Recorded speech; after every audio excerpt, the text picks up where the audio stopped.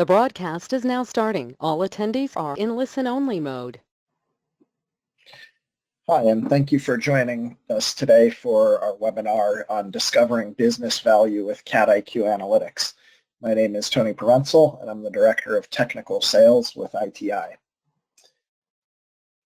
For those that aren't familiar with ITI, ITI has been around for 40 plus years as a trusted software partner for some of the premier digital engineering software companies like Siemens, PTC, Dassault, and Aris. We also have an extensive partnership ecosystem with companies that produce tools related to MBE solutions, so companies like Anarch and Capvidia. And today we're going to look at how one of ITI's applications, CADIQ, has been enhanced to provide more business value in the space of validation of digital data, specifically 3D models. For those not familiar with CADIQ, it's an application that has decades of premier use with our clients doing validation or comparison of 3D models. So it takes advantage of templates and rules to check against those 3D models and can automatically load and analyze the geometry and PMI and all of the rich 3D data in those models to produce an automatic report of whether those models are identical or different. Depending on what you're doing, you may want to review and comment on those reports.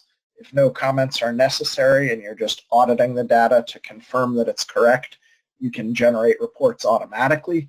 3D PDF is a common reporting format CADIQ supports, but there's also the capability to look at this validation and the results in your web browser to identify what these model changes are and to capture comments and approve these differences or reject if those differences need to be resolved, and generate reports similarly, but reports that have those comments and those approvals in them. So CADIQ as a tool is used by many clients built into their PLM processes to do this validation in an automated fashion.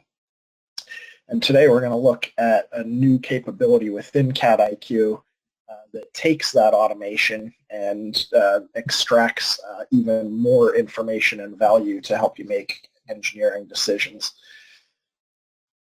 The automation of validation is important when you are either releasing a product or executing an engineering change.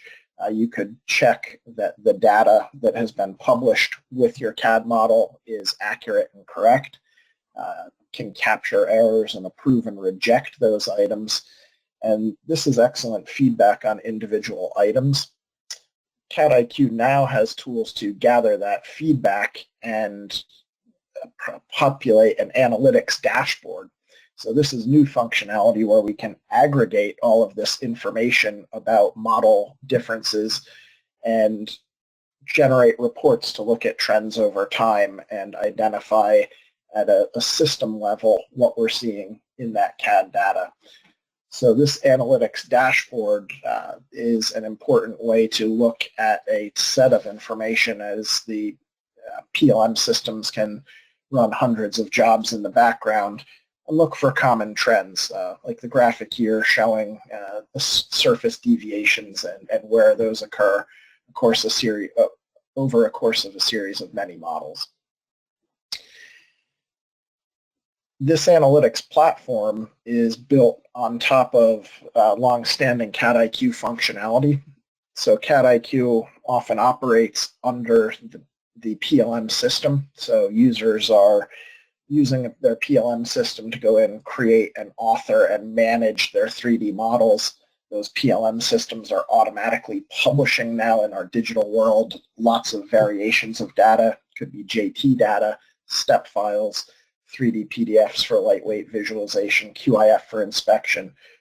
CADIQ can produce a validation so that all of this data that's being auto-generated can be checked and confirmed that it's all accurate and consistent, really tying together that, the thread part of all this digital information.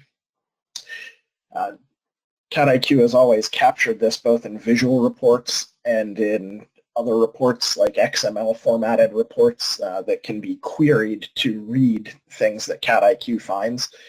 And CADIQ has been enhanced to put more and more reporting information into this XML format down to the individual rule level. And this is what the analytics platform is built off of. So the analytics piece allows us to automatically capture a high volume of information from these XML reports and organize it in a database. It also provides a web-based front end. So what you'll see in the demonstration shortly is the user experience of being able to look at the data trends.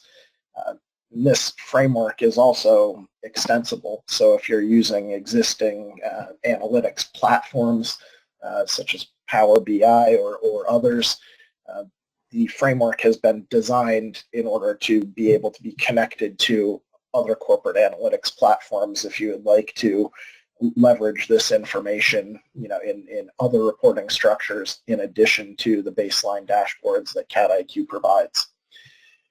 So I'm going to pull up a live copy here in my web browser.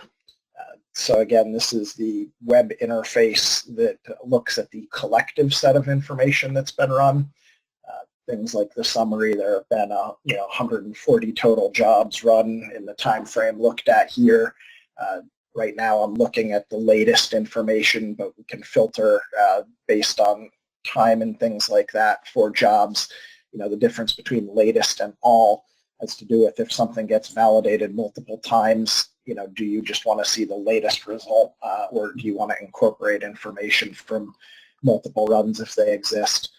I can look at different date filters here. I can filter by different CAD formats or different use cases of CADIQ. So what we're looking at in this dashboard is a set of information where we had a bunch of NX data where we were publishing 3D PDFs, QIF data, step data. If I only want to look at the step results, I can come in here and populate and just click and see that information with the filtering. And really the value is then in drilling down because, in this context, 104 different jobs, I don't want to have to go filter through which ones of those, most of them were fine and don't require any review. But if I want to click on just the red information, it filters it right down to only the information that failed. And I start to see a deeper level of information.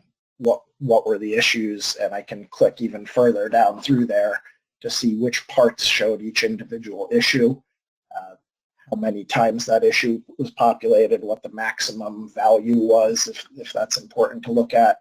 Just as nicely a direct link into the live results. So all in my web browser, I haven't had to document or I haven't had to download, a single PDF or document or report.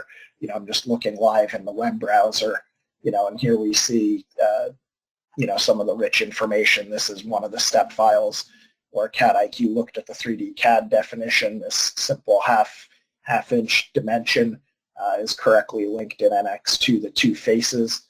But when this file is exported to step, one of those links is lost. So CADIQ finds the difference in linked geometry. And now I can either go back and work with engineering to correct that, or I can go ahead and approve this and create a report that notes this deficiency. So I have tools both ways. Some issues are related to content model, design technique, and they're easily fixable. Other issues, things that are minor differences that aren't easily fixable, having the ability to capture them and report on them allows me to create documentation so I can still leverage this data. This step file is 100% accurately geometry. It's got all its PMI there. It's just got this one issue here where if somebody is reading this in and consuming this file, if they're doing something related to the, that's going to machine readable look at these faces, they need to know that they might need to do some corrective action to this one single dimension when they're importing the file downstream.